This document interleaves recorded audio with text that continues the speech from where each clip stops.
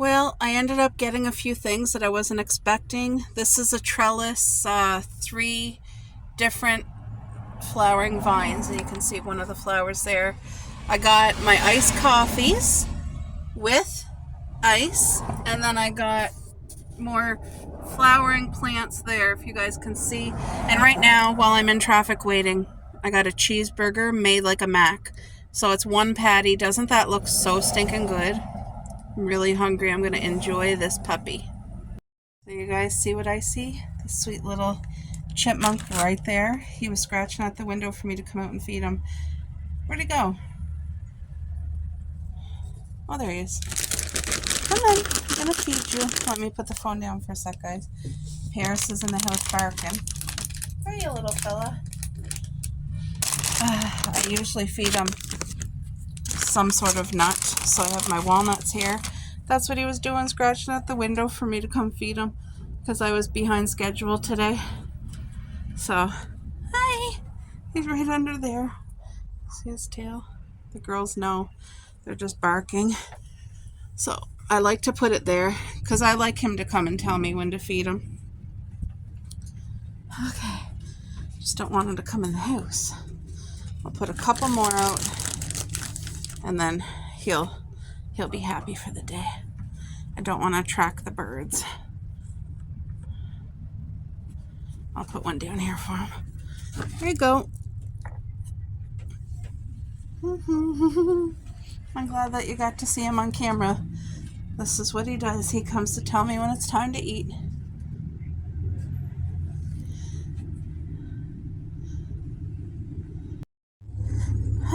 You guys, I just got off the phone with my best friend and my dad called in, so I called him, make sure everything was good, and everything is good. He's just all super excited about his Father's Day bushes that me and my hubby got him, the Haskap bushes. They're producing fruit, and he called me to tell me he found some fruit. So, and I also needed to get this on video. You are not seeing things. This is not a mirage. The sun is out. The sun is out. Coco's just there in the sunshine. Paris is over here smelling the little chipmunk.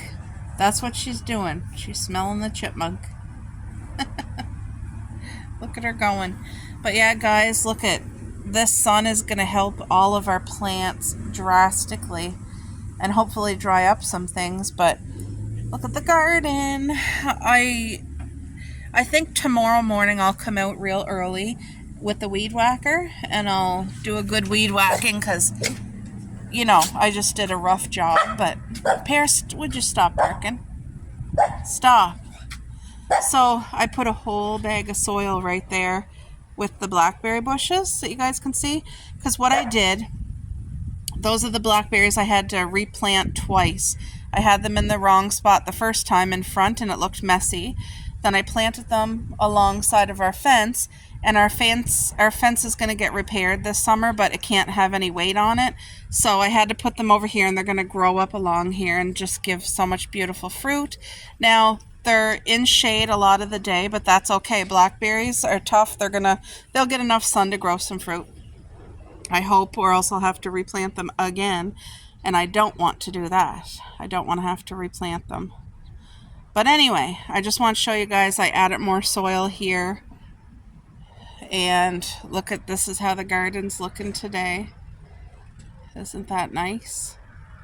So yeah, tomorrow I'm going to come out and do a real good weed whacking. But let's go right to the vegetable garden and give you guys an update on life in the garden here.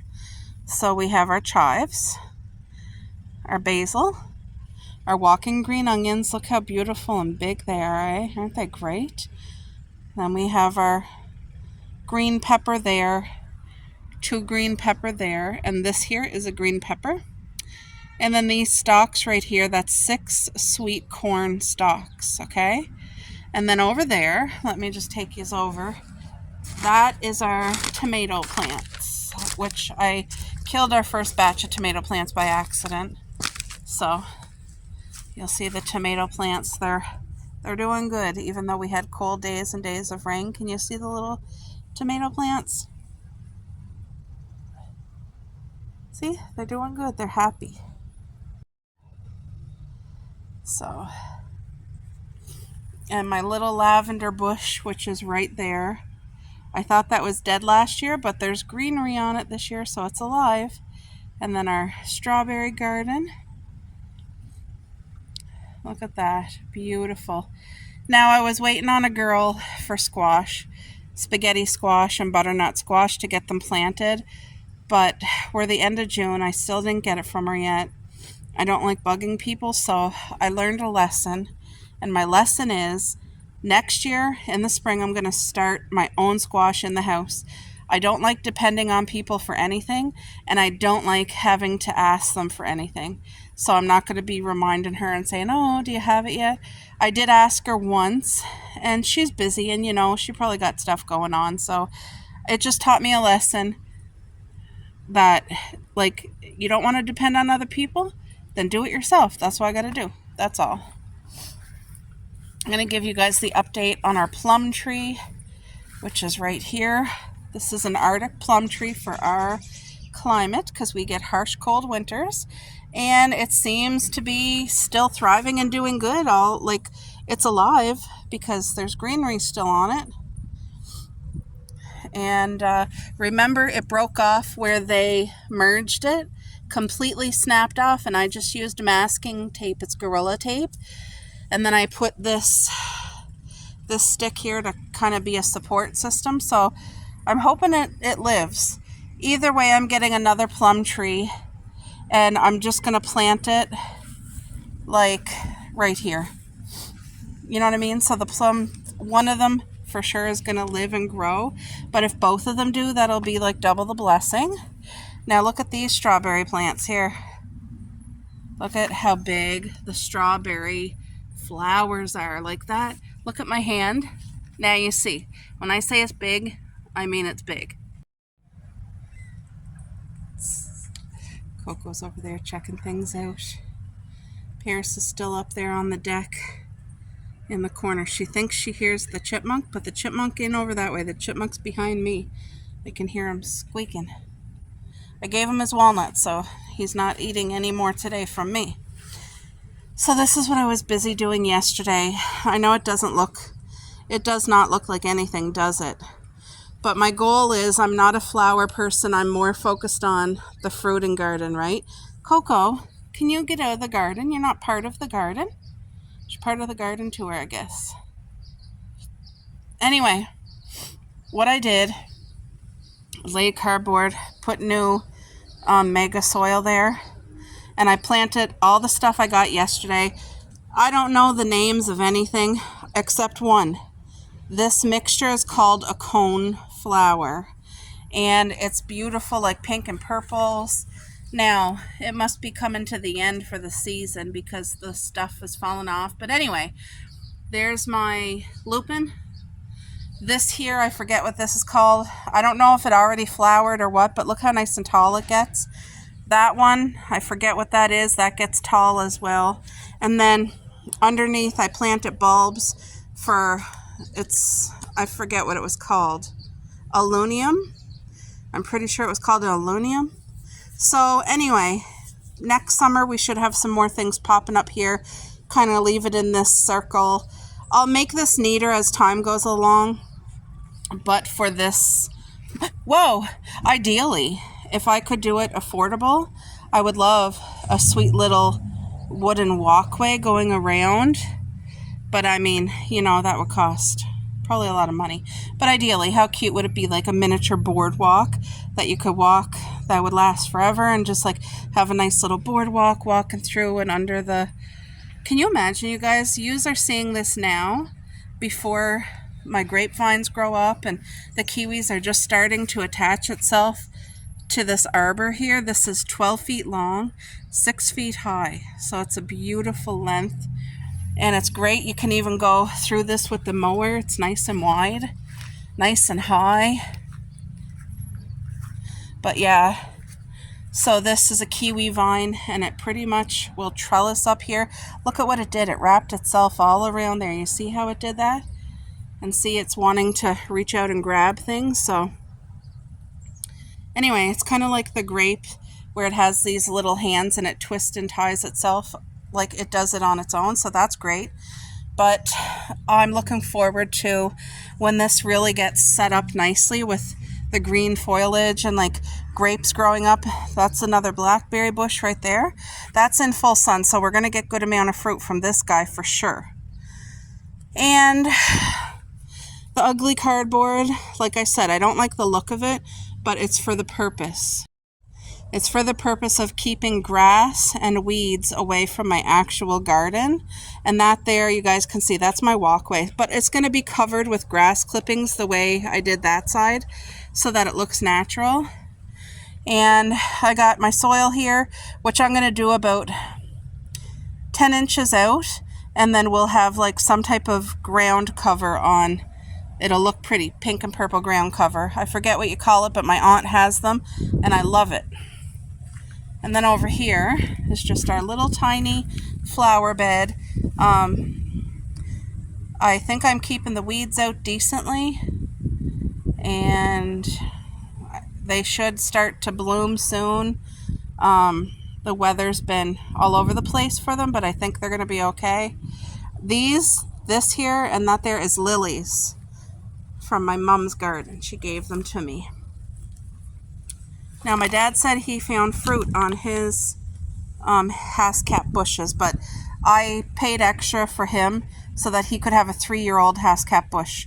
When I bought mine, they were not. They were only a year old. So now over here, these grapes, guys, these are called purple candied grapes, and you can see them starting to form. You see that little tiny? That's actually a grape cluster. These are not bountiful. I mean, they're not as bountiful compared to the other grapes that you've seen on my front yard, but they're still good.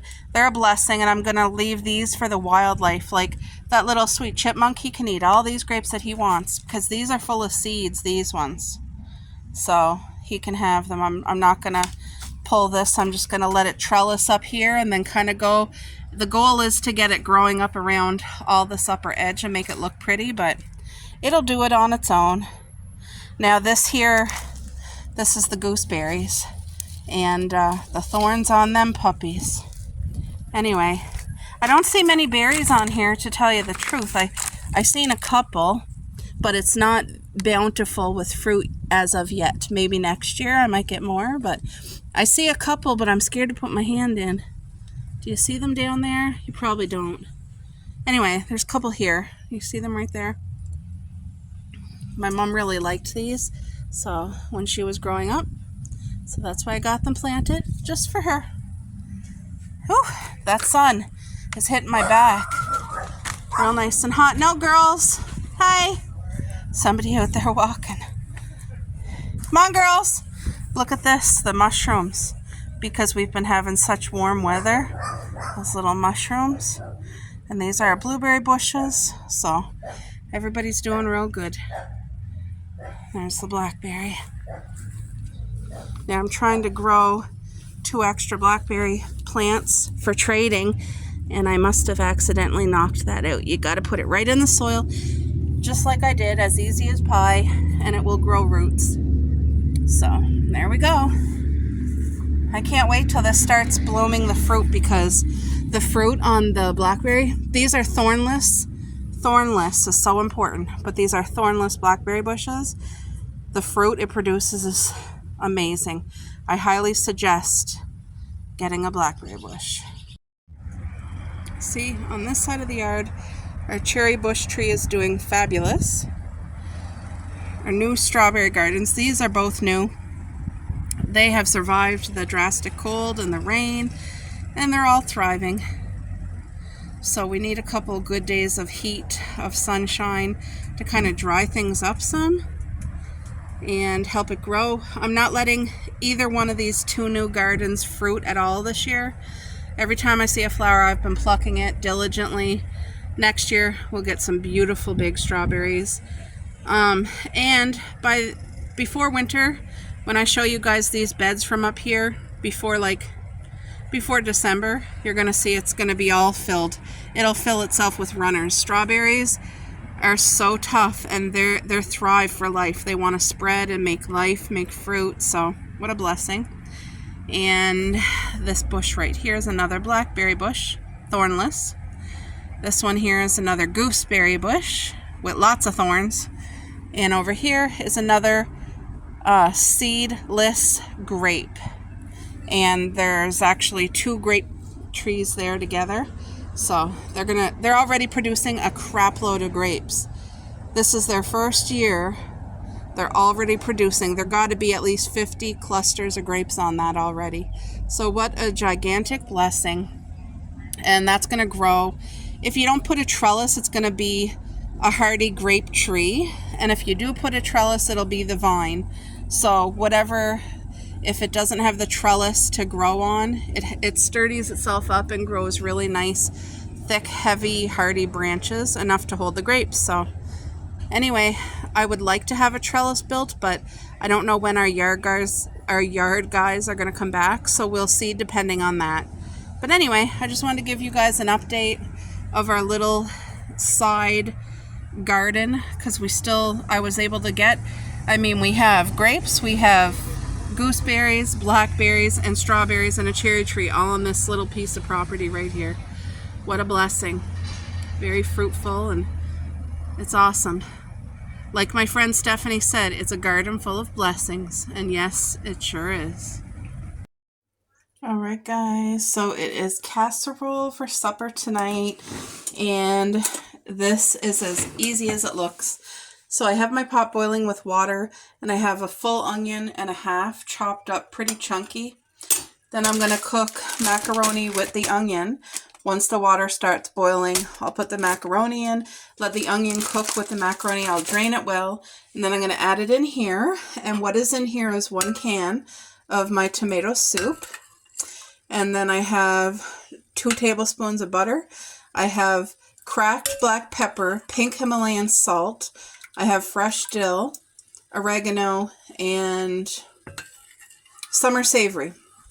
So I have my spices in with my soup, 1 can of water, and yeah, once that's cooked and drained, it goes in here. I'm going to use the same pot to cook up the hamburger, and you guys see it's just like 1 handful of frozen hamburger. But it's going to make this full casserole. I'll put shredded cheese and bake it to get the top part nice and beautifully sun-kissed, oven-kissed. And it's going to be a great supper. It's going to taste good. We'll have peas to go with it. Nice can of peas. I have a can of peas in the cupboard. There's my Chanel. Anytime I'm in the kitchen cooking, she's right by my side. She follows me everywhere anyway. But you guys take an ordinary can of your tomato soup, and you add those spices, and it just elevates it. It tastes as if it's homemade, even though it's far from it. But it just gives such beautiful flavor. It really adds a lot. And you wouldn't think dill would taste good with a macaroni casserole, but it just tastes delicious. Tastes so good. So yeah, that's going to boil soon. I'll add in the macaroni, and we'll get 1 part done anyway. But this dish is going to be cooked perfectly for supper tonight. I might make a Caesar salad to go with it. Undecided about that yet. It would be nice to have salad, but we'll see. We'll see. It's going to be good though. We got a nice rolling boil here. This is just the cheapest possible macaroni.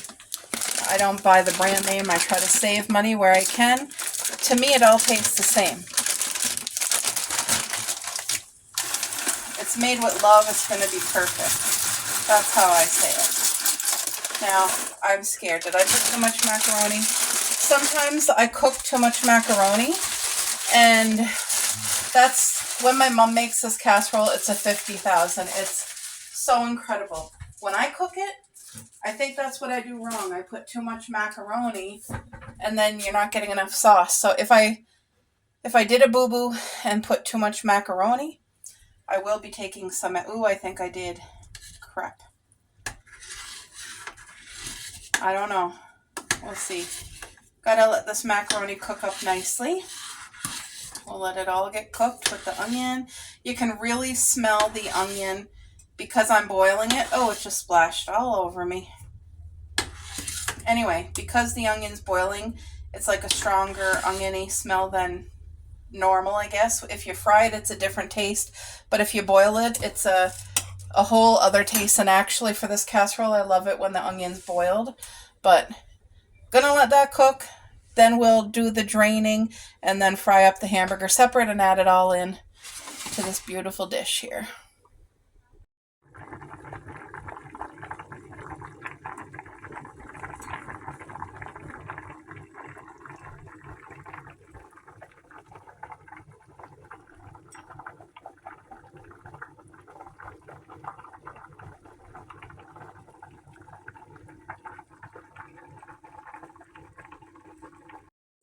Oh, you guys, I just took this out of the oven about 10 minutes ago. Look at that beautiful crisp on the top. I'm hungry, so I'm eating. And I can't wait. My husband is going to love this. The smell is incredible. The best part is always the top with that cheese. Look at that. And see the juiciness of it? That's a necessity. Doesn't that look good? Yummy!